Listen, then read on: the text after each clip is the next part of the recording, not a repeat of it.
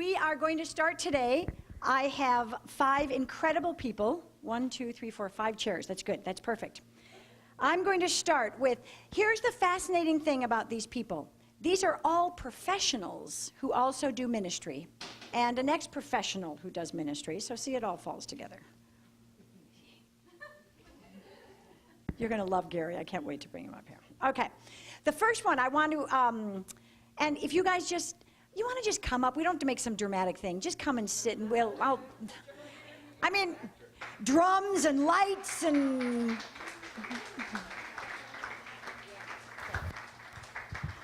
Okay, so here's what I'll do then. I'll do it now in order. This makes more sense. Okay. On the far end is Kim Dorr. She is known as Kim Dorr Tilley. She is known as Kim Dorr Tilley as an agent. She is the co-owner of a talent agency called Defining Artist. She's been an agent for over 20 years. She was a casting director before that. She has had amazing experience in the business. And one of her claims to fame that people may not believe, she actually became a Christian in Hollywood. So... Kim is also a pastor, so she's also Pastor Kim Dorr Tilley, and she is a pastor of entertainment ministries at Bel Air Presbyterian Church. Do you know any other church that actually has a pastor of entertainment ministries? Are you the only one in the world? That I know that was ordained to yes, that? Yeah, yes. I don't know of another. I don't know of any other person. She's absolutely unique in that, and to show the church's support of entertainment. I mean, we joke about Bel Air Press and say you have to have your SAG card to go to services, but I mean, it's so you will look forward to hearing from Kim. Then we have Christina Lee Storm. Christina Lee and I, we years ago both met and we looked at each other like, oh my gosh, kindred spirits. We both knew the second we met each other that we saw Hollywood as a mission field, that we were here, that God had plans for us, but that we had to be professionals to gain the respect. I mean, it just clicked immediately. We all believe that. I just found it out first with Christina and I when we met. She is a producer, very high up in the Producers Guild. She's the treasurer on the national board, having an amazing impact on people there. She has done productions internationally, both with documentaries and feature films. My favorite story of Christina is that she was hired to be unit production manager. What was of a film that was a small independent production supervisor of a small independent film that she did that worked perfect within her schedule. The film got made, and suddenly it won the Academy Award for Best Film, The Artist. So if you saw that, very exciting. She also runs Actors Co-op, look at that. She also runs Act One, which is an amazing training ministry for Christians to be prepared to be writers, directors, producers in the secular entertainment industry. Christians come from all over the country and the world, and now they've gone viral, but they've gone online. They've gone viral. We'll talk about that later. So they are teaching classes digitally all over the world now. And Christians come, and they're people who really want to be in the marketplace of secular entertainment as creative professionals. Then we have Shun Lee.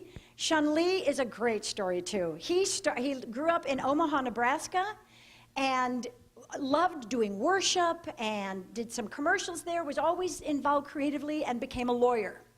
He was a lawyer at a firm where he was headed toward being partner, and one day he said, I hate this is miserable, I have got to give this up and come to Los Angeles. So he came here. He is now an ex-lawyer. It's not like an ex-con, but it's,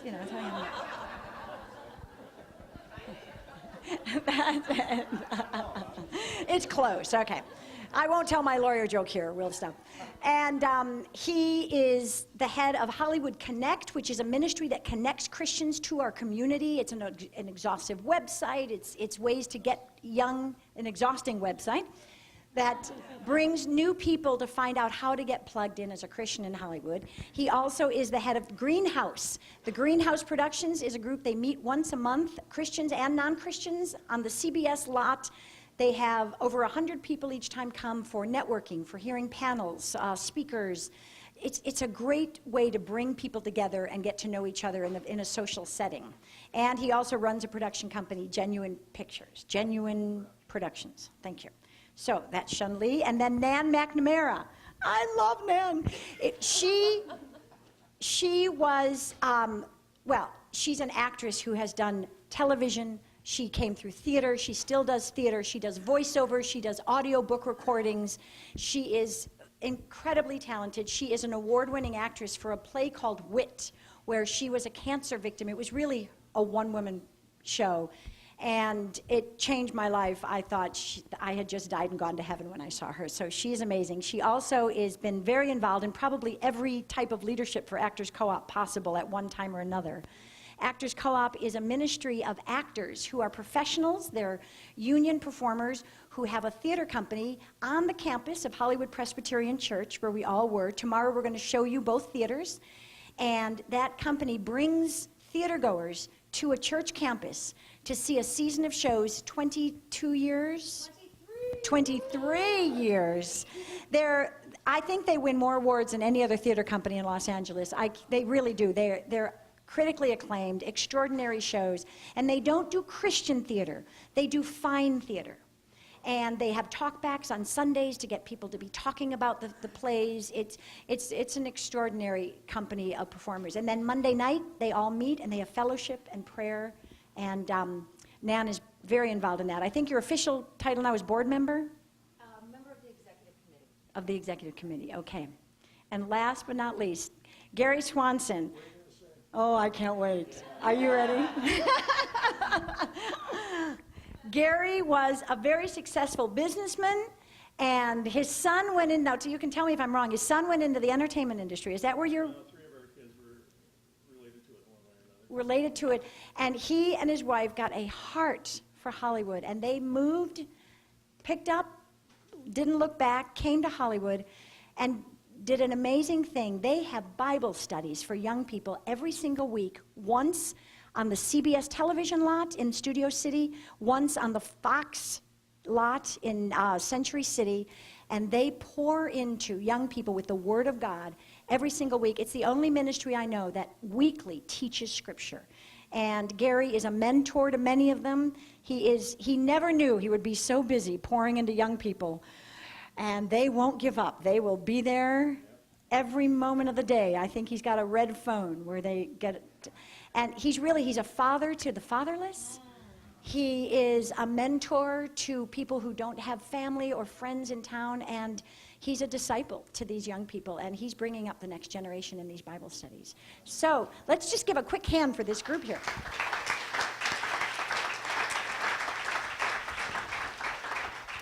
Okay, guys. We're going to go at it now. You are all both industry professionals and ministry leaders. Why did you decide to do both, except Gary? Why did you decide to do both? It's better than being a lawyer. There's a, you want to take this? She's definitely. Anybody want to start? Okay, sure. I'll start and then we'll pass the mic around. I can't say that I decided to do either. I feel like it was put in front of me, and that it would have felt disobedient to have done anything else. When I first got out to LA, I was a casting director. I had wanted to be an actress back in Denver, and when I got out to LA, there was one door that opened, and that was the door that led to me working 9 years at that production company and becoming a casting director. It wasn't anything that I had chosen or planned for. It was something that God put in front of me, even before I knew God. Before I called on Him, He had opened this door for me. And same with ministry is when I became a Christian, I had one of those road to Damascus experiences where I walked into a church with a friend saying I could never be a Christian, and I walked out that night born again. And I know, praise God. And it was shortly thereafter, as I shared my testimony, that people started saying to me, you know, God's calling you to ministry. And even understanding Christian ideas like calling and God having a call upon your life was still very new to me. But it just started walking down that path in obedience of saying, okay, just go to seminary, and it was literally just one foot in front of the other. And then at the same time, while I was in school, Bel Air Press decided that they wanted to have an ordained position. And so it was just two roads that converged. But it's just calling. For me, I was always intrigued by film ever since I was junior high student. I would sit in the movie theater and just connect with the characters I saw on screen. So I always wanted to be somehow working in the film industry since I was probably in high school. Similarly to Kim, I started working in the industry, and then I ended up doing full-time work. I was a missionary. I left, and then I came back. And, you know, I look at that as that's a total God thing, and that was a setup for what I do now with Act One.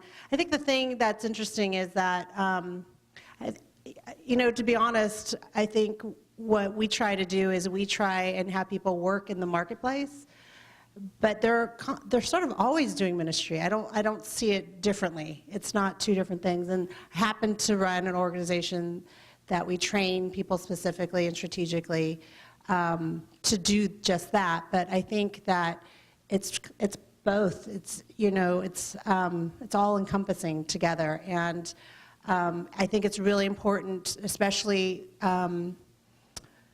having worked and working in the industry, is to be able to train the next generation to know what's happening and to understand, like, hey, this is what, you know, if you want to be a producer, this is what you need to be thinking about, both career-wise, spiritually, and in your craft.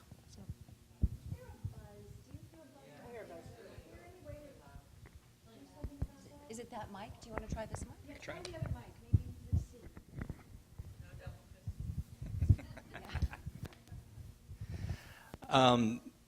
For me, I obviously was a lawyer, and a lot of people make fun of me for that. I tell them that the Apostle Paul was a lawyer, and then they say, but he got saved. But so I had to leave law. But when I was a lawyer, I was on the board of an organization called the Metro Marketplace Ministry. The leader of that particular ministry was a partner in my firm. We were the only two Christians in a fairly large firm. And every Tuesday morning, we'd get together and pray for the firm. And we would joke. His name was John. He was up on the second floor of the firm. I was on the first floor. And I'd say, yeah, John, you're the pastor of the second floor. And Shunley, you're the pastor of the first floor. And we'd laugh, because that's what lawyers laugh about, things like that. And suddenly it took, and we were like, wait a minute, I am the pastor of the first floor. And John, you are the pastor of the second floor. And when we started to embrace that, we started to realize that life in the Spirit permeates everything that we do. Everything is an act of worship, whether you're inside the four walls of a building, a church building, or whether you're at your law firm, or whether you're an actor.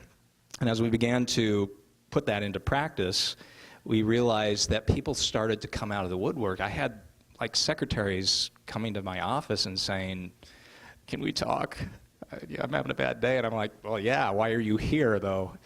And there was something about identifying as a minister in the workplace. Once we were able to embrace that, everything we did was ministry. So it's kind of like what you were saying. And as an actor and as a producer, I don't think there's a dichotomy between ministry and the professional life. I think all of it is ministry. Everything we do, whether I'm on the set with somebody and just talking about life in general, or whether I'm sitting down to pray with somebody, or ministering to them in some other way. So in terms of balance, I don't necessarily think in terms of balance, because to me there is only one thing. There's just different manifestations of it. And so I think that's how I balance, is I just keep worshiping and ministering through everything I do. I was working at a law firm. Yeah, I was. It was my quote-unquote day job. A lot of actors, when they first come out here, we have day jobs that we try and find so that we can run out and do auditions and come back, and hopefully no one will notice. And I was actually working at a great firm. They knew I was an actress, and I was making a nice salary, and I had just joined Actors Co-op. And an opportunity came up where the leadership there said, we want you to run the company. And I did not want to be obedient. I wanted to be disobedient. I did not want to do it. I literally remember walking around Lake Hollywood, which is a little reservoir here that we call a lake. And I remember crying and praying and saying, Lord, I don't want to do this. And I clearly heard his voice saying, you're going to do it. And it was the very first time I ever heard that. And I thought, okay, I'll do it. And literally from that point forward, my life changed professionally and spiritually. I ended up not ever having to go back to a quote-unquote day job. And in terms of the ministry and professional part of my life, my husband, who's also an actor, we often talk about how one can be an actor in this town without being a Christian. Because there is such a road, an unknown road ahead of you, not just the year ahead, but every moment. Every second is you're a self-employed CEO of your own company, as well as participating in ministry to help others feel supported, help other actors feel supported. So it is a combination of the two, and I'm just so grateful because I don't know where I'd be if I hadn't listened to that voice.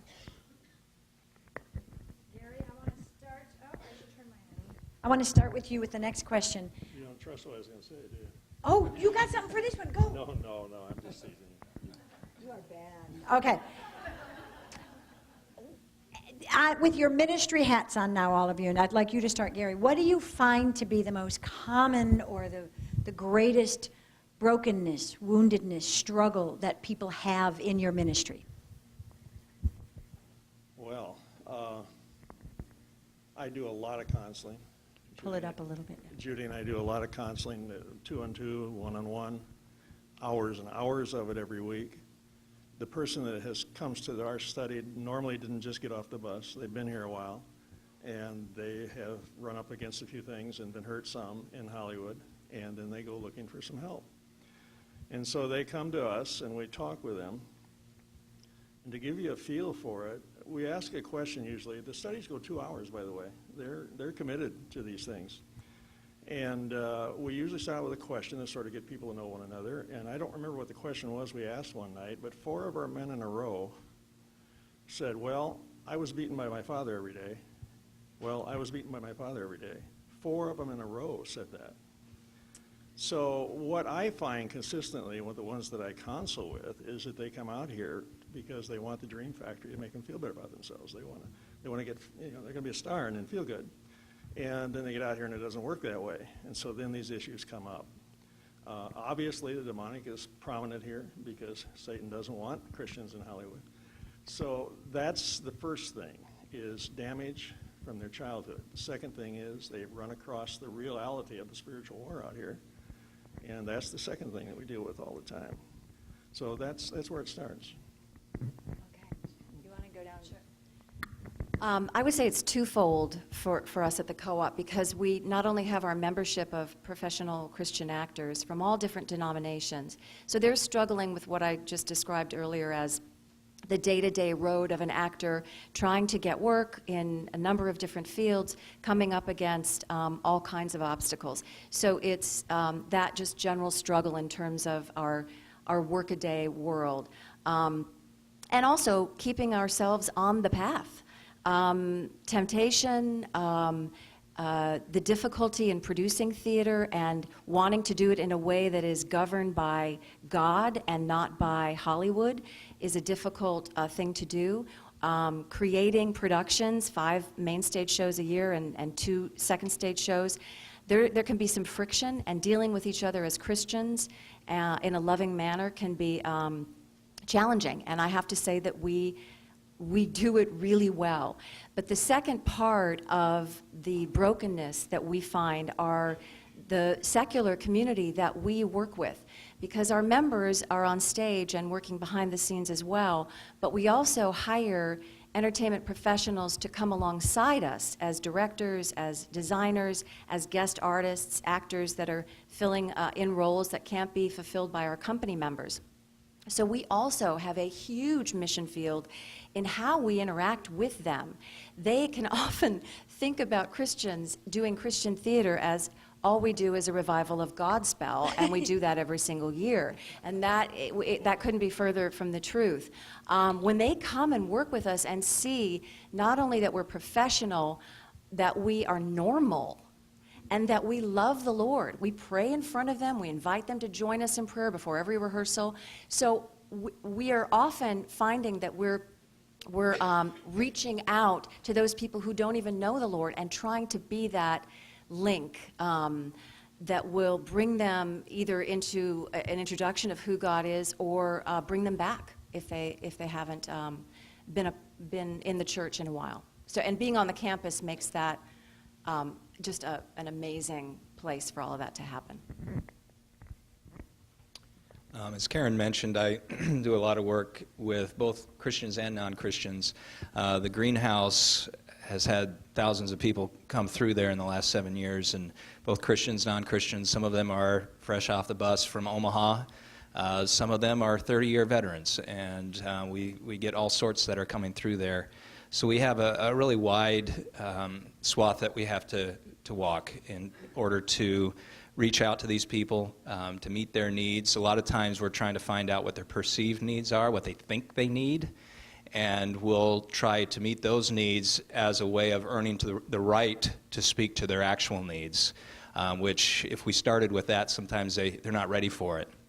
But to answer Karen's initial question, I'd say that in the 7 years that I've been doing this, and I'd say that the real issue that I've found is we're a town of orphans. And I love what you were saying about Gary, that he's a father, because in this town there are no fathers and there are no mothers. Everybody is in survival mode. There's never enough. They're not sure whether there's going to be food on the table or the rent will be paid. And so there's this sense of not being able to survive. Definitely not thriving, but not being able to survive. And so there's this, it turns people inward, and they become very self-centered because they're always trying to make sure they have enough. I don't care about anybody else as long as I have enough. And I think one of the needs that we have now, and that I'm beginning to recognize more and more as I do this and as I get older, is, and I'm only 29, but yeah, nobody believed it. I'm just acting like I'm 29. What was I going to say? I think the real need right now are for the fathers and mothers to come out. And that is not necessarily biological, although it's that as well. But we need people like Gary. And I'm beginning to step into that role myself as my hair turns in very small streaks along the temple. A very dignified sort of way.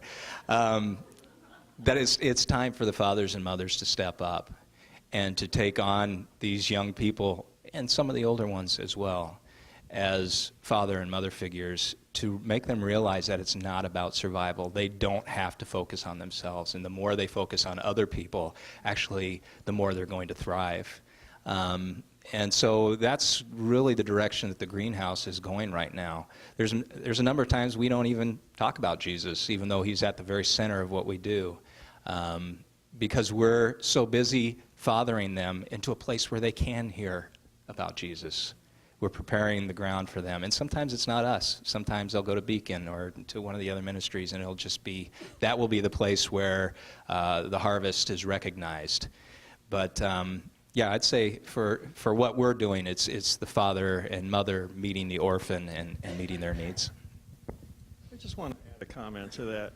One of the things that's kind of funny, at both studies, both at Fox and CBS, there's 2 or 3 women who fight over who's going to sit next to Judy because she's their mother figure.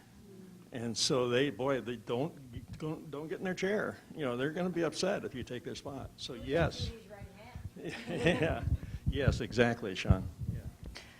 With Act One, what's unique is as it being a training ground for Christian screenwriters and producers. Folks that apply are fairly serious about wanting to learn more about the craft. So they already have a commitment, they're followers of Christ, and they come out.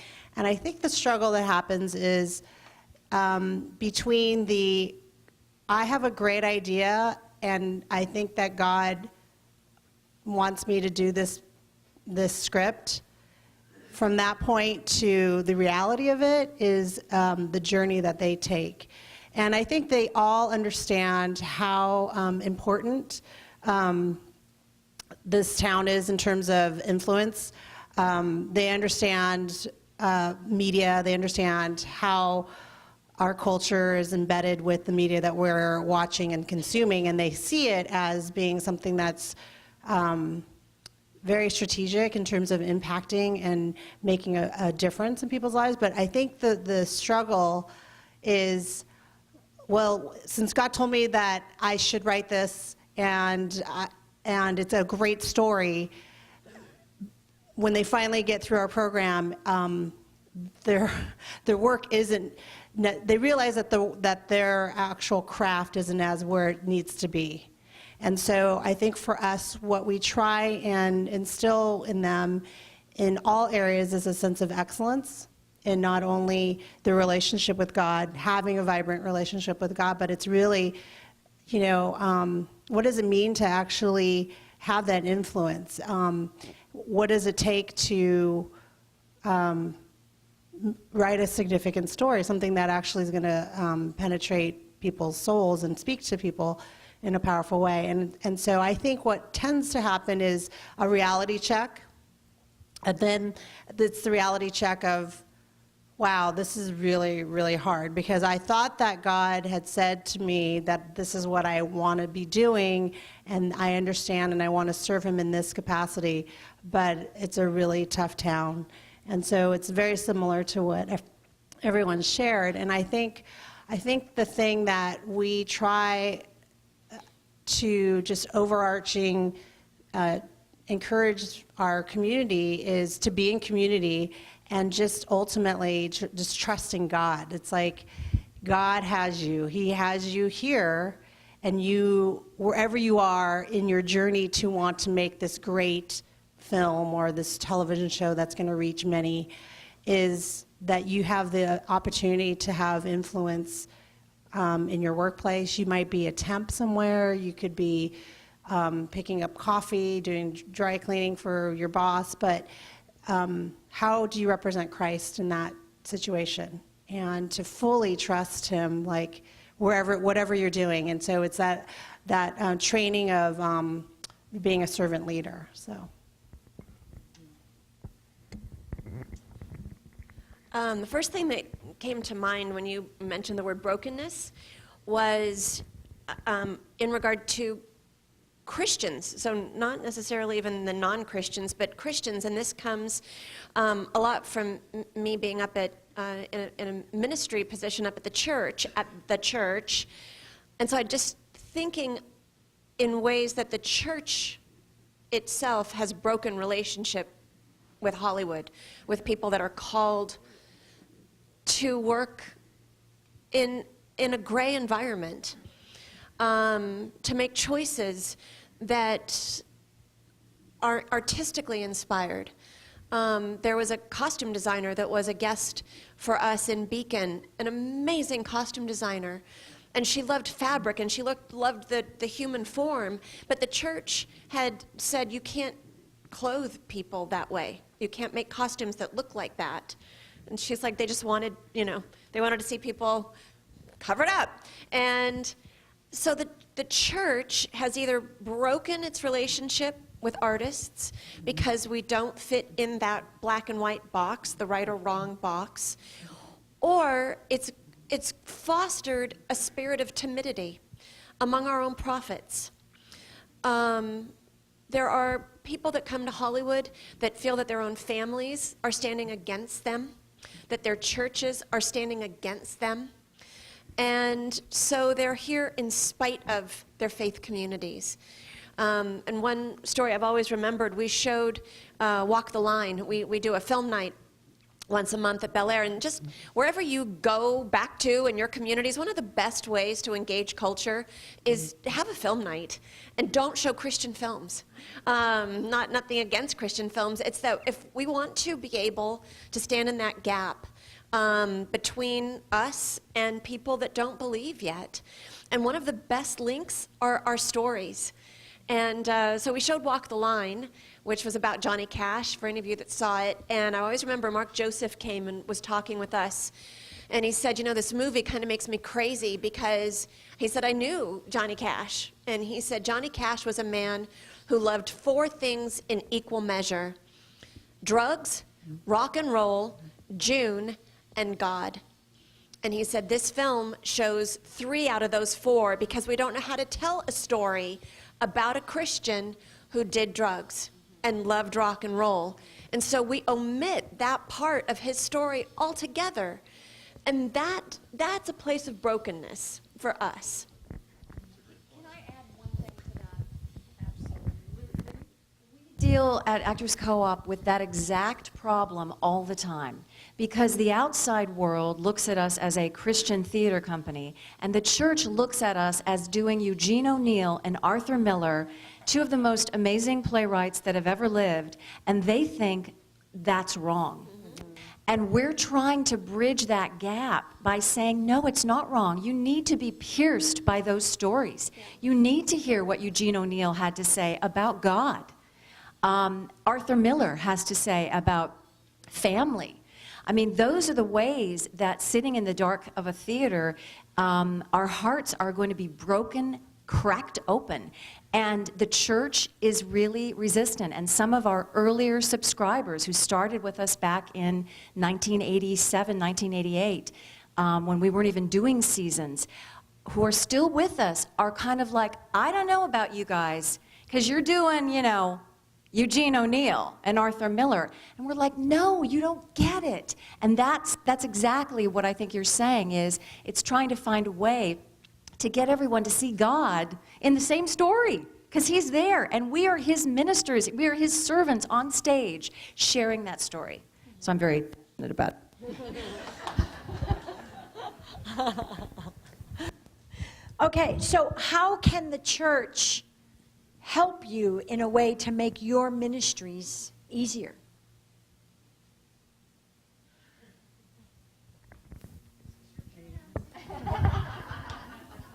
Okay, let's take care of the elephant in the room.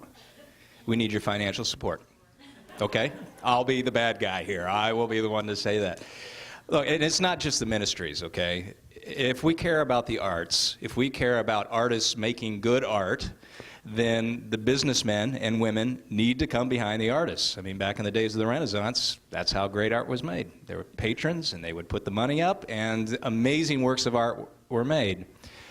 Because of this disconnect between the church and artists now, that doesn't often happen, and it needs to, if that's what we're looking for. I remember the first time I went back to Omaha and gave a little talk to my church about what was going on in Hollywood, and I asked if anybody had any questions, and this sweet little old lady lifted her hand and stood up, and she's like, Shun-Li, how do we get people to stop swearing in movies? That was the one question I wasn't prepared for, so I didn't have a good answer then, but I thought about it because you usually get the answer at like 2 o'clock in the morning. And I thought, you know, the way that we get the swearing out is to change the hearts of the artists. We're not going to change the movies, we're going to change people, and we need the church's help in that. Because in a number of ways where we're doing training or we're doing more evangelistic work, a lot of times we need the churches to be there so we can send people to the churches. And, you know, Beacon has a wonderful ministry, and there's other ones here in town. But we need, not only that, we need the prayer support, big time. I don't know about these guys. I'm going to speak for them, but because I'm pretty sure it's true. We hurt and we struggle just like any other missionary. And there's a lot of demonic oppression here that we have to wrestle with. And we feel it not only spiritually, we feel it You know, in our health, we feel it in our finances, we feel it in all these different ways. Am I answering your question? Because I'm not sure if I am. Okay. Do I have anything else to say? Yeah, I'd just say, look, we need you guys, okay? I can't overemphasize that. I've been here 11 years. Some of these guys have been here even longer than that. And I can tell when I'm not being prayed for, okay? I can tell when I am being prayed for. And it's not just about the circumstances that we go for. It is a deep spiritual thing that we can sense. And as you guys are here for prayer, that's what your focus is as intercessors. We need that. We need you to intercede for us deeply, hours a day, if you can. We'll take it. Well, Sean said it better than I'll probably say it, but I would have to say the same thing. We're in a little different situation than the rest of the panel who deals directly with the art of it. Thank you. You notice who's the non-professional, don't you? I guess I just want to relate one thing I would like you to get out of your thinking. We came back out here, Judy and I met out here in the 60s, and we came back out here after I got saved, and God tapped us on the shoulder, and we came back. We had been involved in a very good church with an excellent pastor who had been there 21 years, solid guy. He and I had gone through some difficult times with his son, praying his son out of a jail cell. And so we were very close. And we had talked to him repeatedly about what God was calling us to do. And when we were finally ready to leave, the last Sunday, he said, as he's hugging us, he says, I still don't understand why you want to go to Sodom and Gomorrah. Would you please get that out of your thinking? This is a place where God needs to be. Now, God has been good to us support-wise. We're fine. But we need your prayers. I don't know what to say to these people so often. I just don't know what to say because their pains can be so intense. As Sean said, the battle is always here. And again, I don't want to denigrate the battle you're in where you are. I know that Satan is everywhere battling anyone who's trying to walk with Christ or do anything for Christ. But as I say to the people here when they get here, I say, you got to understand something. The guy in the mess tent and the guy in the trench are still in the same army, but the guy in the trench is a lot more likely to get shot. And that's the case here in Hollywood. They're a lot more likely to get shot. And they need your prayers, and we need your prayers.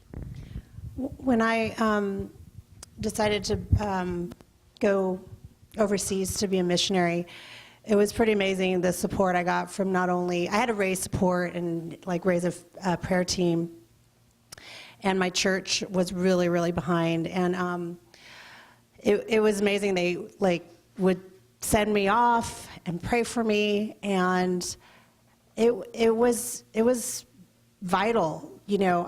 I remember having like a spiritual oppression when I was internationally,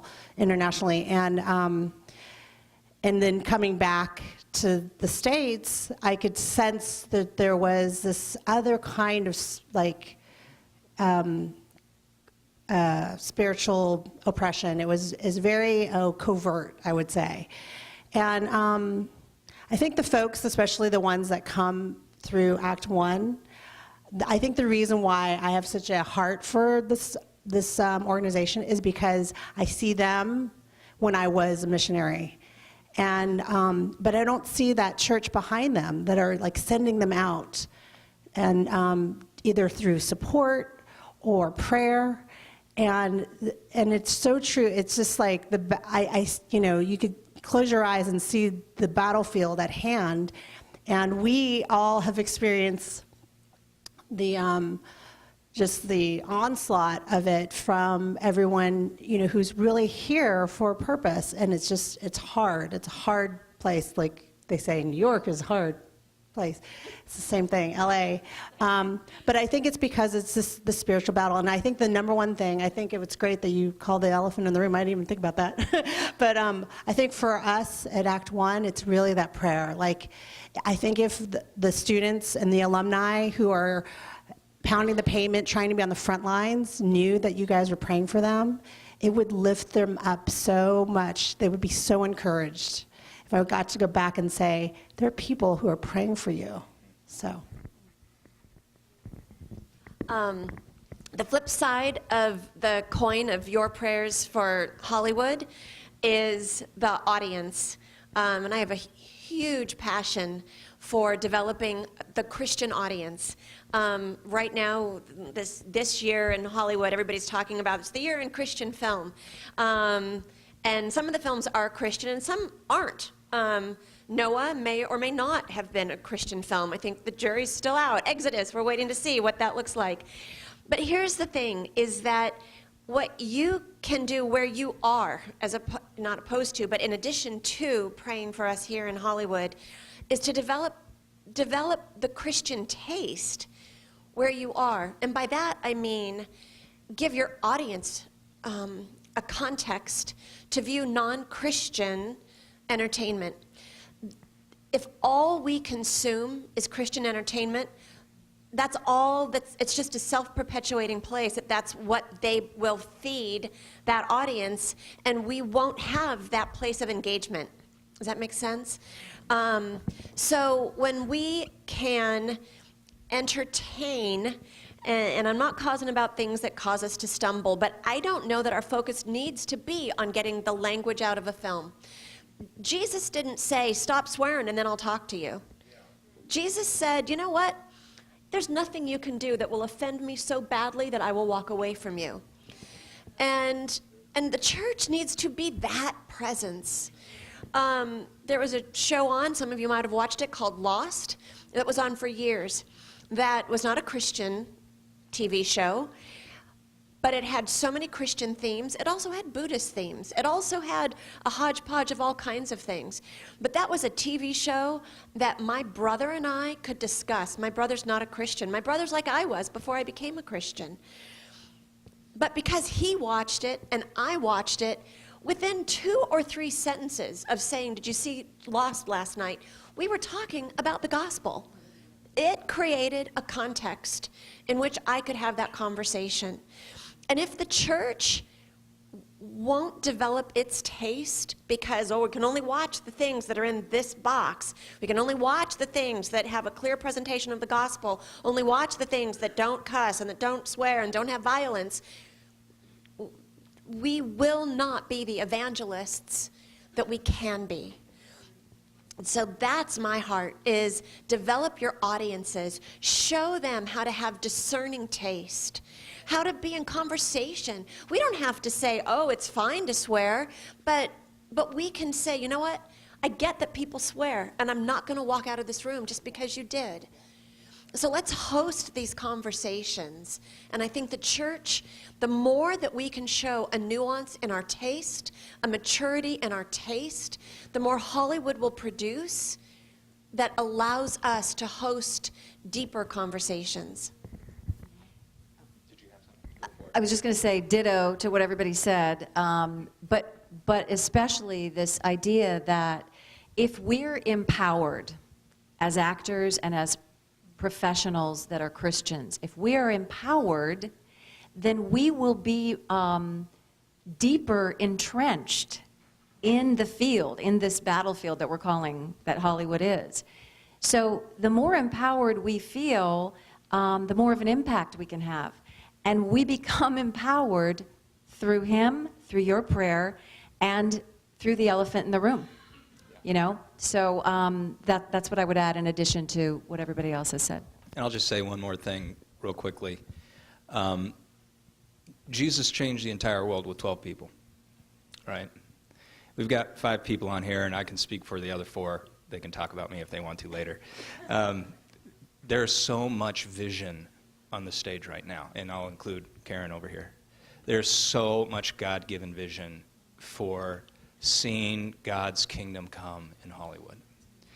And the thing that we need, because you came to us, we really need you to send a good report back. We need you to go back to your churches and say, there are Christians there, first of all. To all the naysayers, we love God. Every single person on this stage, we're in love with Jesus Christ. We need you to go back and tell the people there are Christians there, and they are doing something, and they have been given a vision by God in different areas, and we have to come behind them. I can't overemphasize that. We need that so badly here. I'll get a little verklempt here. We have to have it, okay? We don't have time for games anymore. We have to have what you have to offer us. You know, I'll stop there. Okay, go ahead. Just to add a thought to that, I don't know of many Christian parents who are really excited about their kids coming to Hollywood. And so we have parents show up quite regularly at the studies because when their parents get out here, they want their parents to see there is something going on here. And we have had so many parents tearfully thanking us for, now that's not us, it's just what God is doing, but thanking us that we're here so they know their kids are hearing the gospel and continuing to grow. It's so important that you do tell people back there, as Sean said, that we are here. There are Christians here trying to do what God would have us to do. We're going to have one more question, and then we get a chance to have these amazing prayer people pray for you. But the last question is, does anybody have a short story that shows that you have experienced a transformed life somehow in your work or ministry? That's an easy one for me. We had a young man, I won't say his name, from Indiana, you know, right, where he grew up in a great church.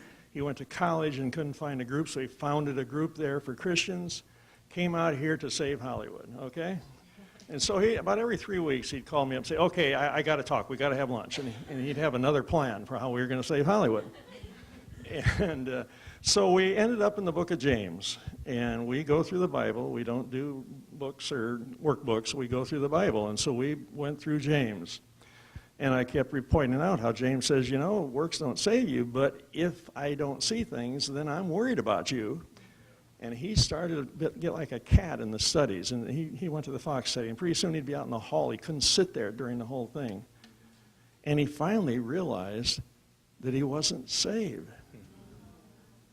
And so he called up his mother. It really just, because he's forming Christian groups, and it just shook him to his roots. And so he called up his mother, and she came out to drive him home back to Indiana so he'd get his bearings.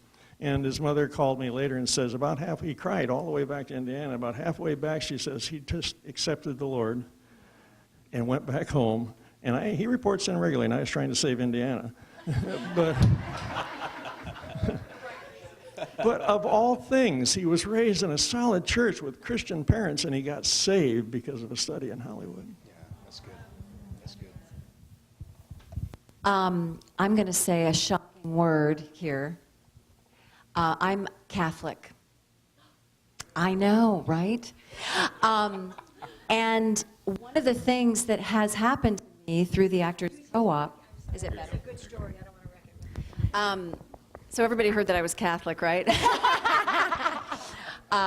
And I started, in terms of Actors Co-op, I went to Hollywood Press and went there for many, many years, and met my husband at the William Morris Agency of all places, and I was raised Catholic, he was raised Catholic, and when we got married, we decided we wanted the Catholic Church to be our home again, although we do still dabble in the evangelical as well. So you might find us at some of these crazy ecclesia places. But all that to say, through the Actors Co-op and the ability to be on stage and the ability to have my desire as an actor become improved upon, I would hope, over 20 years. I've had a couple of instances where I know directly, because of the Ministry of Actors Co-op, the story that I was telling on stage directly impacted two different people who specifically came up to me. One was a woman who had ovarian cancer, and she ended up living about 9 more months after she saw the play. I was in a show called Wit. I was playing somebody who had ovarian cancer. At the end of the story, I go to heaven. And I went through many of the painful things that happen in ovarian cancer on stage. The pain of not having the correct drugs, literally screaming at the top of my lungs. Afterwards, I met this woman who had ovarian cancer, and she said to me, I just have to tell you a story. I was sitting here watching you, and I started to become very painful from lack of medication, and I realized that I had left my morphine out in the car, and it's a show without intermission. And she said, but when you writhed in pain, it took away my pain. which literally left me in tears. And then the reason for my bringing up my Catholic background is I'm involved in services at American Martyrs Catholic Church every Good Friday. And I play the voice of Mary, and it goes through the story of Mary and Jesus on the cross. Obviously, it's Good Friday. And it's a very empowering, impactful story that is told just through the voice. And I came down into the sanctuary to then experience the service that was happening afterwards. And a woman came up to me with tears in her eyes, and she said, "Were you the voice of Mary?" And I said, "Yes." And she said, "I have had so much anger toward my son for so many years because of something he had done," and I didn't get into it with her. But she said, "Hearing you, it completely took away that anger, and I have completely forgiven him." And that's not me standing up here saying, "Aren't I a great actress?" That is completely through Christ. That is how that happens. And that's why all of us up here want to tell stories, is because he works through us. So that is something that keeps me going. I want to tell you about two people real quickly, very quickly. The first one is Security Bob, as we called him. Security Bob was one of the guards at CBS, and for some reason, every time we had a meeting, we'd see him slip in the back and stay for the entire time. He's probably supposed to be working, but we didn't say anything. And he started coming up to us, and he's like, "You guys are Christians, aren't you?" And we're like, "Yeah, but, you're welcome to be here." He kind of had a chip on his shoulder against Christians, and just, he had been raised in the Christian church, but he started to have these dialogues, very intellectual dialogues. He was a very, very intelligent man on philosophy and apologetics and all these things. And he said, all the religions are the same. They're all created by man. Every single one's the same. There's just some subtle differences, etc., the usual line. And I remember saying to him, there's one difference about Christianity that is in none of the other religions. And he's like, "Yeah, whatever." And I said, that one difference is grace. None of the other religions have that. And he sat back, and you could see the wheels turning. And he said, "You know what? You're right." And he retired a few months later, and the vice president of the greenhouse and I went up to see him up in the mountains in his new little home there, and to give him a Bible. And he told us, I have started going back to church because you guys are the real deal. And to me, that's like, you labor and you labor and you labor, and to see fruit is just a tremendous thing. I told you that we're made up of Christians and non-Christians, as well as our leadership team. And there is a young woman on our leadership team by the name of Sarah. Sarah came to us the first year the greenhouse was going on, and she had a lot of hang-ups. She didn't want to be touched. I'm a hugger, okay? And she didn't want to be touched. She was just like, just don't touch me, don't hug me. And I didn't ask what was going on. I respected her and all that. And over time, she began, in fact, I told my team, she's never coming back. This was one time, she's never coming back. I just know it. But she was back, which shows that maybe prophecy isn't my gift. But she was back, and she kept coming. And one of my team leaders, she was a big horror film fan. And one of my team leaders was talking to her, and she said, "I don't know what it is about you guys. I've stopped smoking, and I've stopped swearing, and I've stopped drinking, and I've stopped doing all this stuff." And yes, that's not the real issue, but what we were watching is this woman who is coming alive spiritually. And so a few weeks later, one of the other people on the team asked her to go see one of these horror films. And she's like, I don't go to those anymore because I don't like what they do to me inside. Again, here's this woman who's waking up spiritually, and we're just loving her, okay? We hadn't talked to her about Jesus at all yet. My birthday this year, I have one every year. Thank you. And that's the problem. I have one every year. Yeah, my 29th one over and over again. But a bunch of us went back to a friend's house because they wanted to pray for me on my birthday. Maybe just that I'd survive another year. I don't know what it was. But she and her boyfriend, who is an agnostic Jew, they're sitting behind us, and we're careful not to offend them, but we also recognize that we are people of prayer, and we're going to go ahead and do that, and we let them know, and that they're fine. And so all these people are praying for me, and I'm sitting there, and my eyes are closed, and suddenly I hear Sarah pipe up behind me. And she prayed one of those innocent prayers, hey, God, it's me, and I just want to pray for Shunli. Here's a girl that 6 or 7 years ago didn't want to be touched, but then God touched her, and he's still doing it. She's not a Christian yet, but we're watching this unfold. This is not a momentary thing. This is a relational thing, and relationships last over years. So pray for Sarah and security, Bob. Okay, I have 2 quick stories. So for Act One, we have these amazing professionals that come and teach about screenwriting and producing, and a lot of folks aren't actually Christian. But what I love about that is we get to invite them into our environment. And this one, I'll leave his name out, just because you're recording in the back. He's an Oscar-winning producer. He's come to speak to our producing students probably for about 4 years. And last year, what we try to do also is when the faculty come, we ask if there's anything we could pray for them and pray for them. And what's neat is for those that aren't Christians, they're like, yeah, great. It's just a neat little gift to them.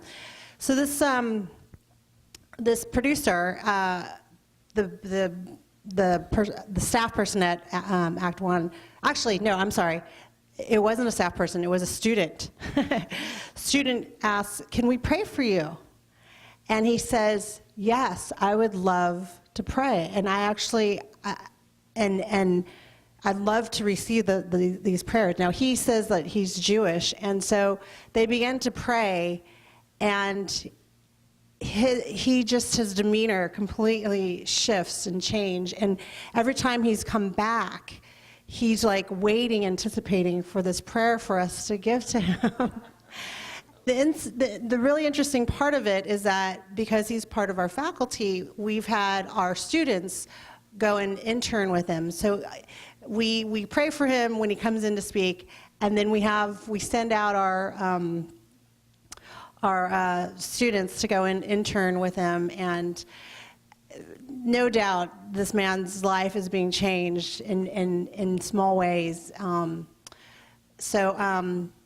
Yeah, that's one story. Another story more recently is one of our board of directors, he was asked by a colleague, I have some folks from China coming to go and visit. Can we put them in as interns at your company? He said, okay, yeah. Then I get the phone call. He's like, hey, Christina, I have these students from China who I'm not sure what to do with them. And I said, why don't we invite them to come and hear David McFadzean, who is one of our board of directors. He also is the co-creator of Home Improvement Talk, and they come, and we don't hold back. We talk about faith, and they're hearing this. They actually, another Saturday, they go to Beacon and meet Kim. And later, I'm not sure if it actually happened at Beacon, but one of the girls who seemed to be more of like the leader of the group pulls my board of directors, he's a producer, aside, and she says, since we've been interning and being here with you, you talk about how God is sometimes missing in Hollywood in different ways through the business. But I don't actually believe that. I actually believe that there is a God, that he actually is real and he exists because of you and because what I've seen here. And what's really neat about that is that idea of how powerful Hollywood is. They're coming here because they want to learn about the craft of storytelling, how to make big Hollywood movies. And they come into our fold, into our community, and they get to learn about God, where in a closed country, they're not allowed to do that. So we're looking forward to following up with that group and inviting them back, as well as going out to see them in China. Well, I'm going to use an older story of mine that is dated because of the film, and I have to ask for you guys, with everything that we've shared today, to not judge me when I tell you that one of my favorite films is a film called Magnolia. Have any of you seen it? It's not a film that Christians run out to see, so it's not a film that we could ever show on the campus of the church. It has drug abuse, topless nudity, violence, language, and in this movie, I watch a lot of media because as being a talent agent, I am usually watching a lot of TV and film. I went to see this film in the theater, and I made it sound pornographic. It's not pornographic. It's all these stories that converge. It's Paul Thomas Anderson, and I'm watching it, and I'm actually in a Bible study with one of the girls that I'm sitting there with, and early in the movie, she leans over, and they had just done this shot that was kind of the camera went over a freeway overpass, and kind of an establishing shot, and she leans over and she says, "What's Exodus 8:24?" Like, what? Exodus 8:24, what is it? I mean, we're whispering in the theater. And I said, "It's one of the plagues of Egypt, but I can't remember which one. Why are you asking?" She said, "Well, it just said EX 824 in graffiti on that overpass." It did? So, movie goes on. I mean, it was that subliminal, didn't even see it. Later in the movie, there's a shot where there's a picture of art, and where the artist would normally sign the picture, filmmaker P.T. Anderson pushes in, and it says Exodus 8:24. What does this have to do with the price of tea in China? Which meant absolutely nothing until at the climax of this film, it starts to rain frogs. Big, fat, splatty frogs falling on people's windshields, making people skid off the road, falling through skylights in their homes. And all of a sudden, this film has this statement that the filmmaker did nothing more than to put all of it, just put the breadcrumbs there. And he's not a devout Christian, he's a lapsed Catholic. But there was something percolating. He is a lapsed Catholic, I think. I don't know. But there is something percolating so deeply in this guy. And so it's this story of, throughout this film, he's got people saying the past may be done with you, but you may be done with the past, but the past isn't done with you. And like this refrain, almost like a Greek chorus of these people that start to say these same words at the same time. And this message of this film was, let my people go, and if you don't, I will intervene. And so it's this modern day telling of what we're enslaved to now, drug abuse and our pasts and wrongs that we can't possibly right. So here's my story of transformation, is that having seen this movie that weekend, I came into work at the agency on Monday and standing there with other agents, and one of the dance agents said, "Oh, I saw a movie this weekend." He said, "I hated it." And I said, "Oh, I saw the best movie this weekend. What did you see?" And together we said, "Magnolia." And he says, "What? How could you have liked that movie? It was ridiculous." I'm like, "Oh my gosh, it was one of the most amazing films I think I've ever seen." He's like, "We didn't see the same film." And he said, "How? What?" He goes, "It's the stupidest thing I've ever seen, where all of a sudden it starts to rain frogs." I'm like, "That's the point." So he says, "Well, I'm going to have to watch it with you." Door swings open. So we waited until that film came out on probably VHS back then, and I invited him over to my house and watched it with him. And I said, this film is telling us that God intervenes, that God will not allow us to remain enslaved. God will act on our behalf. And as we watched this movie, he started to cry. I mean, it's a painful, painful movie. But he actually started to cry, and he said, will you stop the movie? And he was weeping. And he said, "I hurt." I said, "I know, that's how God feels about our sin."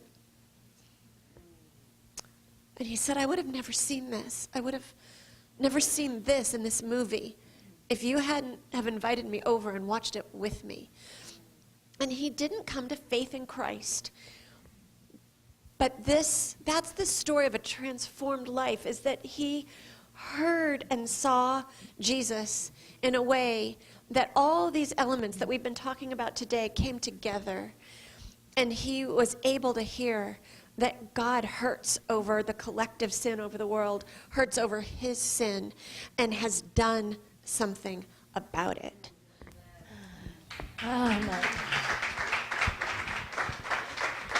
My friends made me cry.